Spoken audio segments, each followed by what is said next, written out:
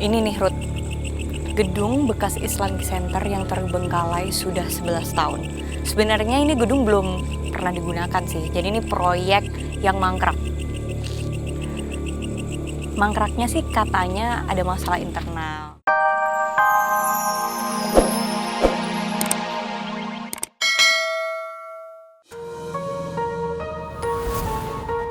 Di tengah sebuah desa berdiri 3 bangunan megah yang terbengkalai hingga menyita perhatian warga setempat maupun dari berbagai tempat. Bangunan yang sudah mangkrak hampir 9 tahun ini rencananya menjadi gedung Islamic Center, tepatnya di desa Srimahi, Kecamatan Tambun Utara. Tadinya sawah, persawahan, perkebunan gitu, warga, tapi diuruk. Sayangnya bangunan yang sangat ditunggu warga ini harus terhenti pembangunannya sejak tahun 2012 karena adanya indikasi kasus penyelewengan dana. Kini bangunan yang pengerjaannya mulai dari tahun 2008 silam ini mirisnya dijadikan tempat bagi sebagian remaja melakukan hal yang tidak pantas dan berbau asusila. Iya, kalau siang banyak anak pada nongkrong, ada pacaran. Kayak model anak-anak kampung juga nongkrong atau anak sekolahan kampung sini juga gitu suka buat nongkrong gitu. Hingga disinyalir sebagai sarang berbagai macam makhluk tak kasat mata. Mulai dari sosok penampakan perempuan berselendang putih yang terlihat terbang di siang hari saat sedang pengerjaan gedung yang mengakibatkan peristiwa malapetaka bagi pekerja. Iya, ada yang terbang selendang putih gitu. Pas di belakang situ langsung ambruk itunya. Dulu kan kanopinya ambruk waktu mau dibangun. Sosok perempuan berkebaya merah serta sosok hitam besar tayal menjadi satu dari ribuan makhluk gaib yang menjadikan gedung yang lama terbengkalai ini sebagai sarang ideal mereka. Jangankan malam ya, siang juga suka banyak yang suka lihat. Ya terutama sih paling sering sih perempuan yang dilihat. Suka hadir sih yang suka dilihat yang pakai kebaya merah itu. Iya, kata tukang, tapi saya mah nggak tahu. Tukang kan mau makan. Dia nanya saya, "Bu, tadi ibu di dalam?" gitu. Kata saya, "Bukan," gitu. Tadi ada ibu-ibu tuh nanya saya pakai baju kebaya warna merah, kata dia gitu. Namun anehnya banyaknya cerita mistis yang tertuang di tempat ini menjadi primadona bagi sebagian pecinta konten misteri. Untuk merasakan eksistensi dari mereka yang tak kasat mata. Atau hanya sekedar menguji keberanian saja meski tak sedikit yang harus mengalami gangguan hingga kesurupan. Iya, orang konten tuh masuk kemari, baru masuk aja udah kesurupan gitu. Akankah penelusuran kami malam ini menguak sebuah cerita baru di balik hal lumrah akan keangkeran tempat ini?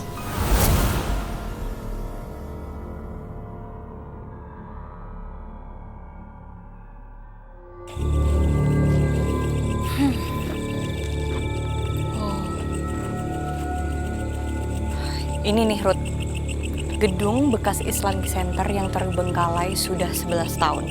Sebenarnya ini gedung belum pernah digunakan sih, jadi ini proyek yang mangkrak. Mangkraknya sih katanya ada masalah internal, ada satu dan lain hal. Tapi juga, wah anginnya. Aduh, kayak seakan-akan kita disambut deh Ruth. Ini kita belum selesai ngomong loh. Belum selesai ngomong, baru bahas yang ada di dalam kayak langsung anginnya tuh datang. Ini kayak waktu kita di episode C4. Ini angin bukan sembarang angin.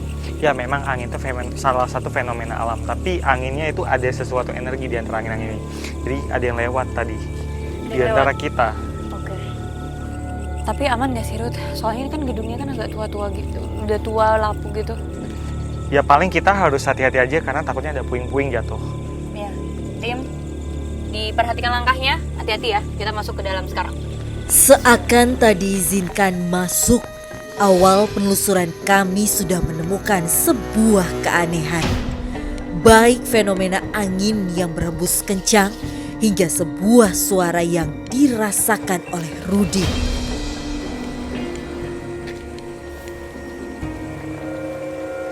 Kenapa, Ruth? Ada sesuatu di sana. Rudi? Rudi. Emang boleh masuk ke situ, Ruth? Rudi, nyamperin. Kak. Wow. Tadi ada yang lari. Saya pengen tahu. Ada sesosok makhluk yang punya kisah menarik tadi di sana. Oke. Bisa Cuma nggak? dia lari cepat sekali. Saya refleks tadi. Dia punya kisah yang menarik, jadi saya langsung ngejar dia. Itu spontan aja. Oke, kita lanjut. Kita masuknya dari sana aja ya. Kami pun mulai memasuki area dalam gedung. Dan tak memerlukan waktu lama, Rudi menemukan sebuah fakta mengejutkan. Kenapa?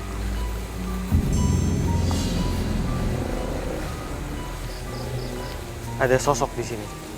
Di pohon ini? Di sini. Kamu siapa? Kenapa kamu di sini? Ini ada sosok anak kecil. Dia tingginya segini. Matanya itu, dia laki-laki, matanya itu berdarah, bolong matanya. Korban pembunuhan? Dia itu sekeluarga diteror sama orang, Iya. sekelompok orang, kemudian mayatnya itu dibuang di sini.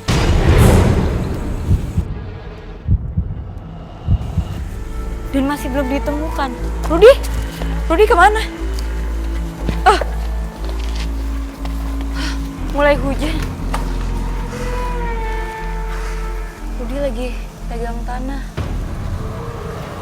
Ruth, kok tiba-tiba langsung petir terus hujan kayak gini sih, Ruth? Kita kok kayak nggak disambut dengan baik sih? Saya ada energi dendam, kekerasan, pembantaian di sini. Jadi sebelum gedung ini ada, ini tempat pembuangan mayat. Ini karena udah gerimis, kita masuk aja ya. Iya. Biar lebih enak jelasinnya.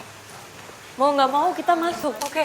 Rudi, maksud kamu tempat pembuangan mayat gimana? Jadi ada dulu sekali sebelum ada tempat ini, di sini ada rawa-rawa. Rawa-rawa ini dulunya adalah tempat banyak orang-orang dibantai, dibuang ke sini. Pada suatu hari ketika tempat ini dibangun, makhluk-makhluk di sini tidak mengizinkan orang-orang membangun bangunan di sini. Dan yang terjadi, mereka mengganggu para pekerja. Buat tiang panjang di atas pakai kren, kebetulan dia tukang nanggapin. Di saat dia lagi di atas, itu tiba-tiba kren dol, jatuh. Begitu jatuh dia kaget. Bukannya berarti pekerja itu kena ketimpa tiang panjang, bukan. Dia karena kaget, shock, dibawa ke rumah sakit belum sampai di rumah sakit meninggal. Sebentar. Seolah menjadi sarang makhluk astral, Rudi kembali berlari menuju sebuah tempat yang cukup jangkal. Rudi, kamu ngapain? Ada yang duduk di sini.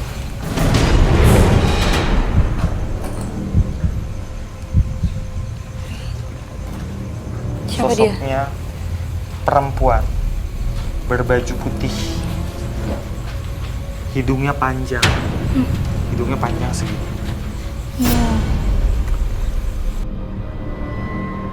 Wajahnya tua, tapi badannya nggak setua mukanya. Dia penunggu di sini sudah lama sekali. Dia salah satu penunggu yang tua, paling tua di sini. Tapi dia pasif, dia nggak mengganggu. Dia tidak mengganggu. Dia bilang dia nggak mengganggu. Dia cuma menempati tempat ini, bersantai, nggak mau ikut campur. Oke. Kalau dia penunggu yang paling tua, apakah dia juga paling kuat di sini dan bisa dibilang kayak mengatur yang ada di tempat ini? Dia tersinggung, kamu bilang apakah kamu apakah dia itu terkuat dan Mohon maaf, saya nggak tahu. jadi gini, menurut dia ini jin yang baik gitu, nggak mau ikut campur, nggak mau perang, nggak mau melukai.